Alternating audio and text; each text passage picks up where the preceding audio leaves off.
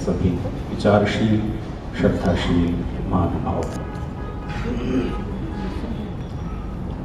किसी भी विषय में, सब्जेक्ट में मन को कंसंट्रेट करने की कैपेसिटी बच्चों की 45 मिनट होती है और बड़ी उम्र के लोगों की ज़्यादा से ज़्यादा 1.5 घंटा होती है। वो समय बीत चुका। लेकिन साथ ही ये भी सच है कि जो एक्स्ट्रा ऑर्डिनरी लोग हैं उनकी कैपेसिटी कम से कम 3 घंटा और ज़्यादा से ज़्यादा जितना बड़ा टारगेट हो। तो मैं आप सबको उस असाधारण श्रेणी में रखकर चल रहा हूँ। अगर आप इस कैटेगरी में ना होते तो आप यहाँ आए ही ना होते। ईश्वर की किस पर कितनी कृपा है इसके कुछ सिम्टम है, कुछ साइन है, कुछ चिन्ह है। उसमें पहला है कि शरीर कैसा मिला, स्वस्थ, काम करने योग्य। स्वास्थ्य की पहचान है कि आप सक्रिय रह सकते हैं, शरीर के क्षेत्र में नहीं तो बुद्धि, मन और आत्मा के क्षेत्र में। जब तक आप सक्रिय हैं तब तक आप स्वस्थ हैं। तो शरीर कैसा मिला, तो एक बड़ी कृपा है कि आप मनुष्य शरीर में हैं और सक्रिय रह सकने योग्य हैं। इस धरती पर कितने प्राणी हैं ये गिनना असंभव है। ये तो असंभव है ही, कितनी तरह के हैं ये नहीं गिना जा सकता। हिंदू समाज में एक मिथ प्रचलित है, सब बोलते हैं 84 लाख योनियां, उसके बाद ये मनुष्य है। किसी भी शास्त्र में, पुराण तक कहीं भी मुझे ये संदर्भ नहीं मिला जहां ये गिनती बताई गई हो 84 लाख। हो सकता है कि इस तरह चल गई हो कि असंख्य असंख्य, क्योंकि योनियां, तरह तरह के शरीर, वो मॉडल असंख्य हैं। जूलॉजी के फील्ड में जिन वैज्ञानिकों ने रिसर्च की है, पृथ्वी पर, सिर्फ पृथ्वी पर जितना जीवन है वो कितनी तरह के प्राणी हैं ये अभी नहीं गिना जा सका। कितने हैं ये तो असंभव है ही। तो 84 लाख शब्द शायद बहुवाचक है। जैसे किसी से आपका झगड़ा हो जाए, किसी का किसी से, तो बोलते हैं कि जा जा तेरे जैसे 365 देखें। एग्जैक्टली 365 देखें ऐसा नहीं, मतलब बहुत देखें। तो 84 लाख एक बहुवाचक या असंख्यवाचक संख्या मान लीजिए। तो नहीं गिना जा सकता कितने प्राणी हैं, उनमें से कुछ थोड़े से लिमिटेड गिने जाने योग्य जीवात्मा, चेतनाएं इस मनुष्य शरीर में आई हैं, थोड़ी हैं, गिनी जा सकती हैं। आज की तारीख में 740 करोड़। उन 740 करोड़ लोगों में से भाग्यशाली हम और आप हैं जो मनुष्य शरीर पाए हुए हैं। पहली कृपा ईश्वर की। शरीर बहुत स्वस्थ हो, बलवान हो, बुद्धि अच्छी ना हो।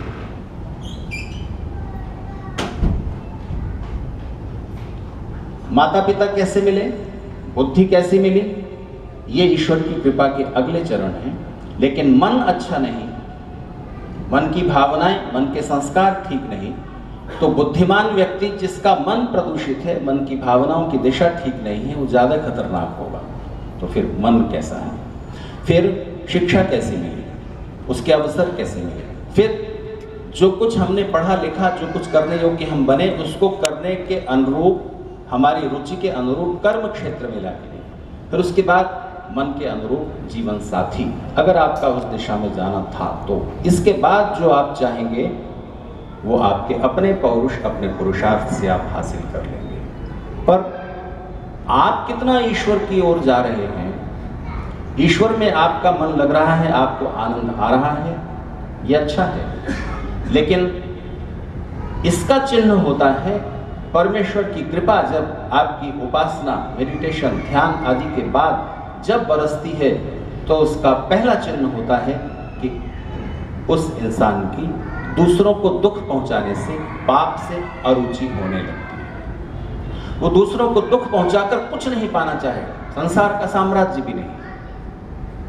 वो लोग पागल थे जिन्हें महान कहा जाता है, जो लाखों लोगों का खून बहाकर सम्राट बनने की कोशिश में रहे। तो धन, पद, अधिकार, शक्ति, प्रसिद्धि ये छोटी चीजें हैं, आनंद बड़ा है। संसार के पदार्थों में सुख है। अगर सुख चाहिए तो जीवात्मा को किसी भी शरीर में है उसे इंद्रियों के द्वारा संसार के पदार्थों से जुड़ना पड़ेगा, सुख मिलेगा। आप स्वादिष्ट चीजें नहीं बनाएंगे, नहीं खाएंगे, स्वाद के सुख से दूर रहेंगे। आप संगीत नहीं सुनेंगे, आपको संगीत का रस नहीं आएगा। तो संसार के पदार्थों में सुख है, लेकिन जैसे ही आप इंद्रियों के पार गहरे और गहरे क्षेत्र में उतरते जाते हैं, शरीर से बुद्धि के क्षेत्र में, बुद्धि से मन के और आत्मा के, वैसे ही आप सुख से आनंद की ओर बढ़ते जाते हैं। आज हम लोग ये जानने समझने के लिए इकट्ठे हुए हैं कि परमेश्वर का स्वरूप क्या है, परमेश्वर कहाँ है, कैसा है। एक होता है कंक्लूजन, एक होता है डिसीजन। कंक्लूजन के लिए जैसे सत्य क्या है, असत्य क्या है, इस पहचान के लिए आपको बुद्धि का, लॉजिक का प्रयोग करना होगा, करना चाहिए। शर्त यह है कि उस लॉजिक का, तर्क का इस्तेमाल आप बिना प्रेजुडिस हुए करें। अगर पहले से कुछ मानकर या कुछ ठानकर अपनी बात को प्रूव करने के लिए आप लॉजिक देंगे तो वो लॉजिक आपका गढ़ा हुआ होगा, वो आपको सत्य तक नहीं पहुंचाएगा। इसलिए बिना बॉयस हुए, बिना प्रेजुडिस हुए जब आप तर्क से, बुद्धि से सोचने लगते हैं, तब तर्क, लॉजिक आपको सत्य के द्वार तक लाकर छोड़ देता है, सत्य तक नहीं, सत्य के दरवाजे तक। फिर उस सत्य का प्रत्यक्ष आपके अपने अनुभव का काम है। लेकिन उस सत्य को, जो गहन सत्य है, उसको अनुभव करने की लालसा, उसकी गहरी इच्छा जब उठती है, तब उसका नाम श्रद्धा होता है। श्रद्धा का मतलब किसी भी बात को यूं ही मान लेना और उस पर विश्वास कर लेना नहीं है। श्रद्धा का मतलब है श्रद्ध सत्यम तस्य धारणात् श्रद्धा। श्रद्ध नाम सत्य का है। तो वो गहरी श्रद्धा कि ईश्वर है या नहीं, ईश्वर को पाने की इच्छा और गहरी लालसा, उसके आनंद से जुड़ने की अभिलाषा, वो अभिप्सा क्यों नहीं जगती? वो श्रद्धा कब उठेगी? जब आपका मस्तिष्क तृप्त हो जाए, जब आपकी बुद्धि सेटिस्फाइड होती है, तब आपके मन में उस काम को करने की या उस चीज को पाने की गहरी इच्छा जगती है, उसका नाम श्रद्धा है। तो जो श्रद्धा भावना आपको बुद्धि के द्वारा, बुद्धि के बाद, तर्क से, बिना प्रेजुडिस हुए तर्क से सोचने के बाद जो श्रद्धा उपजेगी, वो आपको प्रबुद्ध बनाएगी। और जो श्रद्धा बिना तर्क से सोचे पहले ही उपजा लेंगे, वो आपको बुद्धू बनाएगी। निर्णय आपका, या आपको क्या होना है। तो जब आप सत्य और असत्य का निर्णय लेते हैं, तब तर्क का उपयोग प्रमुख होता है, लॉजिक का, बुद्धि का, मस्तिष्क का। और जब आप उचित और अनुचित का निर्णय लेने लगते हैं, क्या उचित है और क्या अनुचित है, ये बात सत्य और असत्य से ज्यादा बड़ी है और अलग है। आपके पड़ोस में एक लड़का अपनी मां की पिटाई करता है रोज, ये सत्य है, पर क्या ये उचित भी है?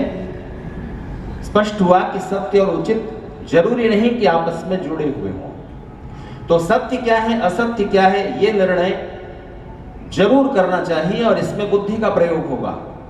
और क्या उचित है, क्या अनुचित है, इसका निर्णय कैसे करेंगे?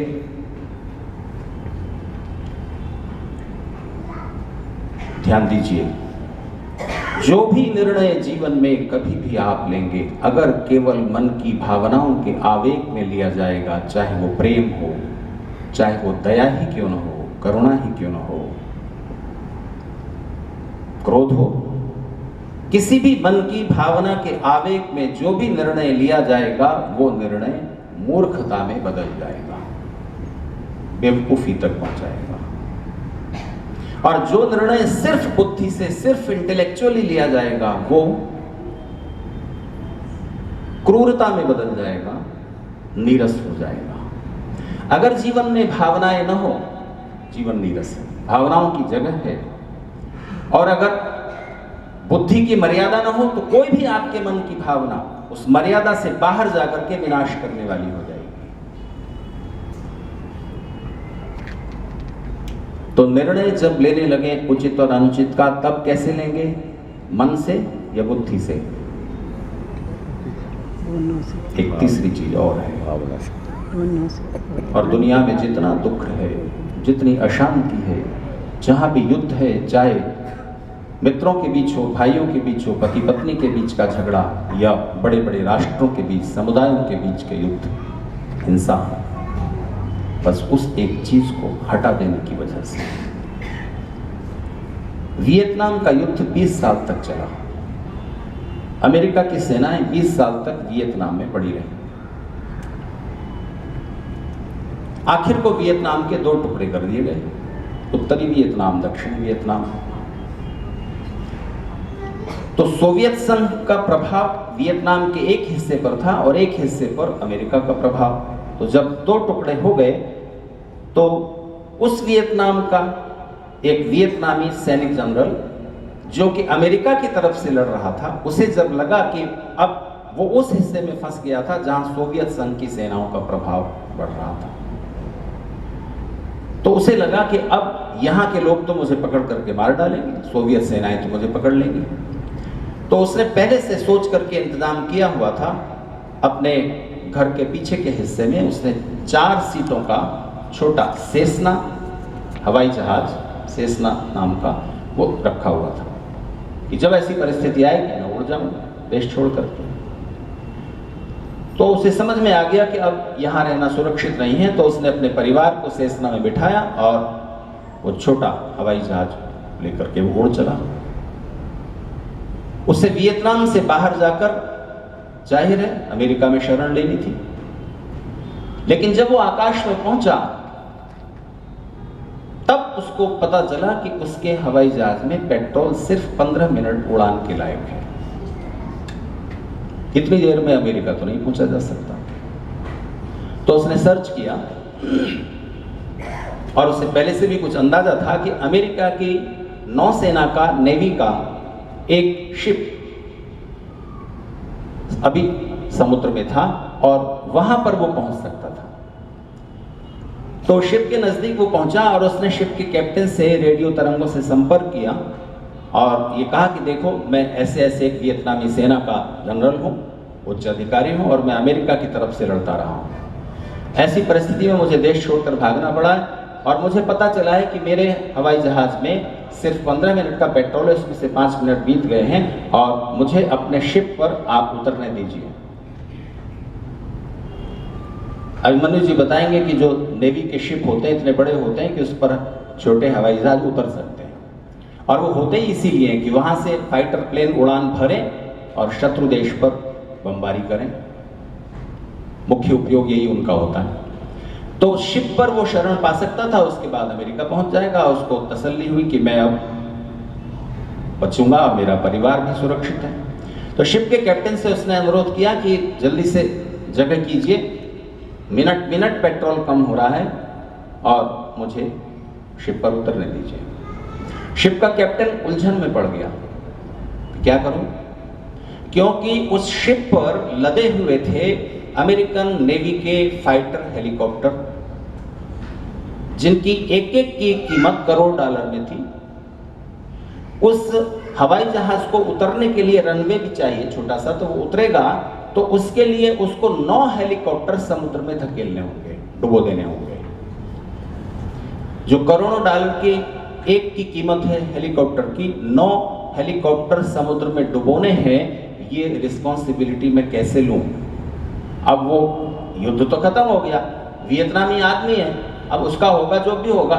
मैं अपने देश के 9 हेलीकॉप्टर बर्बाद करूं कि या उसको जो आकाश में उड़ रहा है अपने परिवार के साथ, जिसका पेट्रोल खत्म हो रहा है, उसे अपने शिप पर शरण दूं? तो उसने अपने, जैसा कि हर अधिकारी की ये नीति होती है कि जितना हो रिस्पॉन्सिबिलिटी दूसरों पर डाल दी जाए ऐसी उलझन वाली पोजीशन में, तो उसने ऊपर उच्च अधिकारियों से संपर्क करना चाहा कि वो जो कहेंगे वो मैं करूंगा, मैं क्यों फंसूं। बाद में सवाल उठेगा कि तूने इसको शरण दी, 9 हेलीकॉप्टर बर्बाद कर दिए, या क्यों नहीं दी, हेलीकॉप्टर जाने देता, कुछ भी बात हो सकती है, तो मैं क्यों जिम्मेदार हूं? उसने ऊपर संपर्क करना चाहा, संपर्क हुआ नहीं। फिर उस कैप्टन ने क्या निर्णय लिया ये तो छोड़िए, अपने को उस पोजीशन में रखकर देखिए। इमेजिन कीजिए जरा, आप हैं उस शिप के कैप्टन, आप होते तो क्या निर्णय लेते?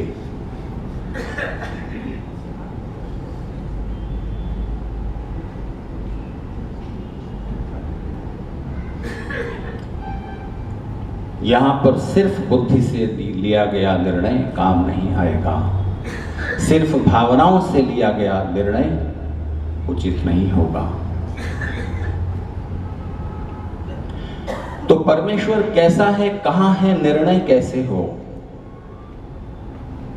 हजार मतभेद हैं और सबके अपने अपने दावे हैं, लेकिन बिना प्रेजुडिस हुए लॉजिक पेश करने के लिए लोग तैयार नहीं होते। अगर ऐसा करने लगे तो ध्यान दीजिए, धरती पर 300 से ज्यादा धार्मिक विचारधाराएं जो आपस में टकरा रही हैं, उन विचारधाराओं के टकराव समाप्त हो जाएंगे। इच्छा नहीं है ये जानने की कि सचमुच सत्य क्या है। बीच में एक ईगो आ जाती है, अहंकार, और वो अहंकार, वो ईगो तब बड़ी हो जाती है जब मैं एक मनुष्य न होकर एक हिंदू, मुसलमान या ईसाई होता हूं।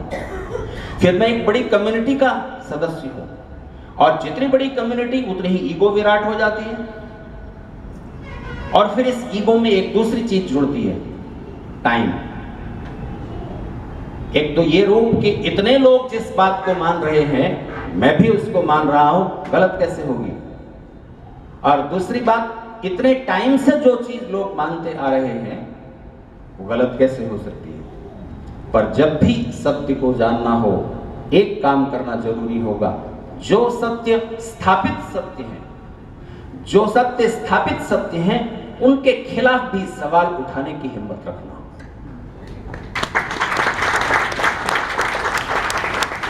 और जब तक आप ये सवाल उठाने की हिम्मत नहीं करोगे, तब तक आपका ज्ञान सिर्फ सूचना रहेगा, सिर्फ इंफॉर्मेशन। ईश्वर है या नहीं, ये आपका ज्ञान है या सूचना?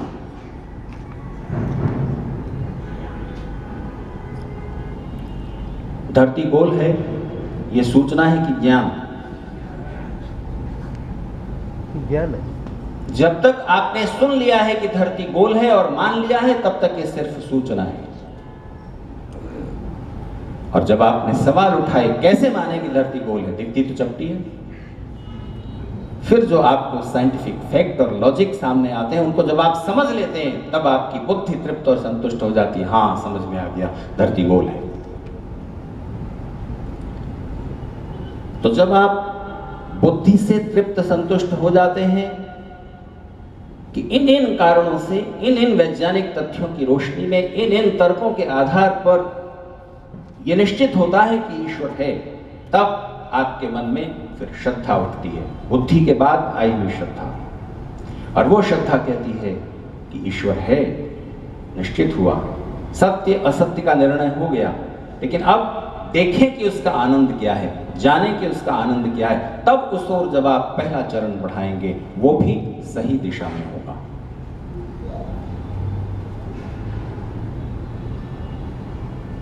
ईश्वर है या नहीं, इस बारे में एक अलग सेमिनार चाहिए।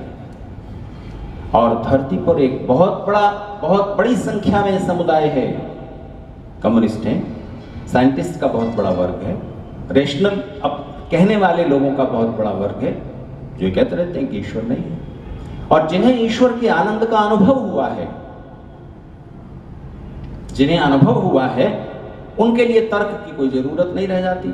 तुमको लगता है कि नहीं है तो मत मानो, हमें लगता है हमने उसका आनंद चखा है, इसलिए हम मानते हैं कि ईश्वर है। लेकिन फिर यहां पर एक बात आती है,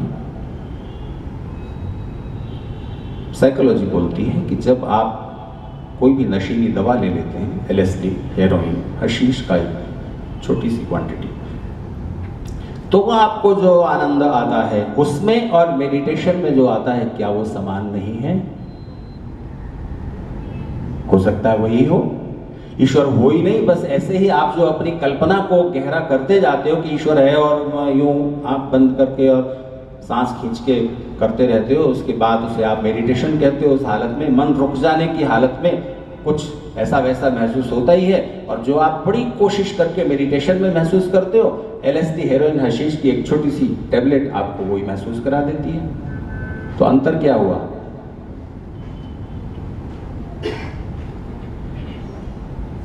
अंतर कहां से समझेंगे? तो और गहरे चलना पड़ेगा। मन के रुक जाने का भी एक सुख है। और जैसा कि मैंने आपसे कहा कि क्या आप ये कोई भी संसार का बड़े से बड़ा नास्तिक ये डिनाई कर सकता है कि संसार में किसी भी तरह का सुख नहीं है? भोजन तो वो भी खाता है, स्वाद तो वो भी लेता है। तो सुख के बारे में कभी आप सवाल खड़ा नहीं करते। सुख है या नहीं ये सवाल कभी उठता है? भोजन में स्वाद है या नहीं ये सवाल उठता है? भोजन स्वादिष्ट है या नहीं ये सवाल तो आप उठा सकते हैं, लेकिन भोजन करने में स्वाद है ही नहीं ऐसा तो कोई नहीं कहेगा।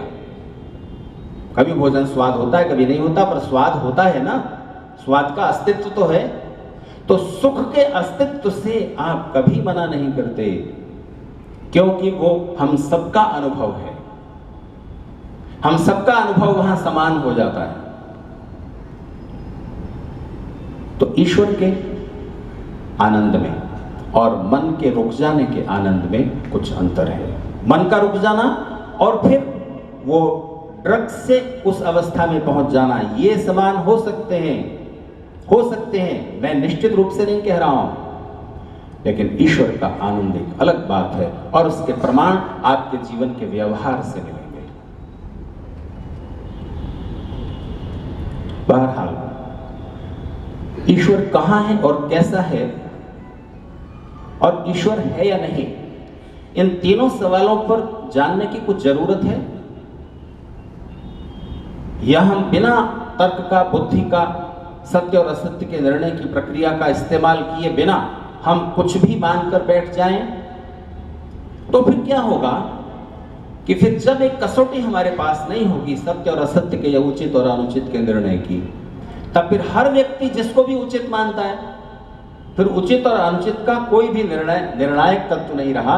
तो आपको कुछ उचित लग रहा है, मुझे कुछ उचित लग रहा है, कैसे निर्णय होगा? आपको कुछ सत्य लग रहा है, मुझे कुछ सत्य लग रहा है, कैसे निर्णय होगा? और फिर निर्णय नहीं होगा तो फिर क्या होगा? तो फिर टकराव और युद्ध होगा।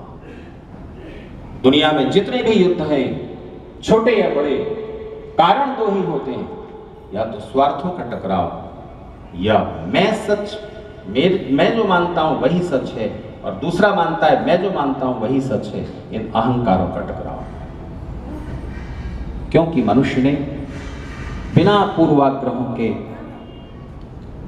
सोचने की प्रक्रिया को बंद किया हुआ है, खासतौर से धर्म और अध्यात्म के क्षेत्र में। विज्ञान के क्षेत्र में मतभेद नहीं होंगे, क्योंकि विज्ञान के क्षेत्र में जो कुछ है वो दिख रहा है, प्रूव है लेबोरेटरी में, तो वहां मतभेद नहीं है। आज प्रूव नहीं हुआ, कल हो जाएगा। जब तक प्रूव नहीं हुआ तब तक साइंटिस्ट किसी भी थियरी से अटैच नहीं होता। ठीक है, अभी रिसर्च चल रही है। दार्शनिकों में मतभेद रहते हैं, क्योंकि वो सिर्फ लॉजिक तक रहते हैं, प्रत्यक्ष तक पहुंचने का उनके पास उपाय नहीं। पर ध्यान दीजिए, केवल इस वजह से आप उन गहरे प्रश्नों को इग्नोर नहीं कर सकते, करना नहीं चाहिए। उदाहरण, ये संसार कैसे बना, ये जीवन कैसे बन गया, ये प्रश्न वैज्ञानिकों के क्षेत्र में बहुत समय से विचार का विषय है। डार्विन की थियरी है, दूसरे और वैज्ञानिकों के सिद्धांत हैं। तो ये संसार कैसे बना और ये जीवन कैसे बन गया, ये प्रश्न वैज्ञानिकों के विचार का विषय है और इस बारे में छानबीन चल रही है। हिग्स बोसोन तक पहुंचे कि एनर्जी जब मैटर में कन्वर्ट हो रही थी तो पहला कण कैसा था, उसका द्रव्यमान क्या था, उसका स्वरूप क्या था। तो हिग्स बोसोन है, ये प्रूव हुआ, पर उसका रूप कैसा है ये प्रत्यक्ष नहीं हुआ। एटम से भी सूक्ष्म था। अब ध्यान दीजिए, ये संसार कैसे बना, ये जीवन कैसे बन गया, इसकी जांच परख आप लेबोरेटरी में कर सकोगे, पर ये संसार क्यों बना है, ये जीवन क्यों है, इसका लक्ष्य और उद्देश्य क्या है, ये दुनिया की किसी भी लेबोरेटरी में इस प्रश्न का उत्तर नहीं तलाश सकता। ताली ताली ताली मारिए ताली। ये फिलोसॉफी का विषय है।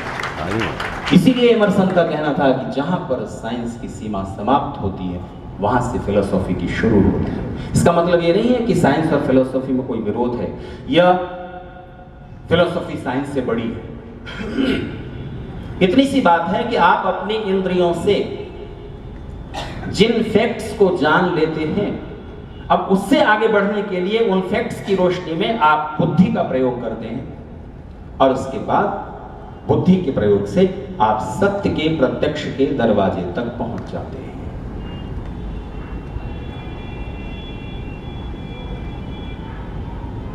तो जहां तक बुद्धि का सवाल है, अगर आप निष्पक्ष होकर सोचेंगे तो आपको कुछ बातें ध्यान में रखनी होगी। इस संसार को देखिए, इस संसार पर एक वैज्ञानिक दृष्टि डालते ही मन में यह सत्य स्पष्ट हो जाता है कि इस संसार को बनाने वाली, न केवल बनाने वाली बल्कि इसका संचालन करते रहने वाली कोई शक्ति अवश्य है।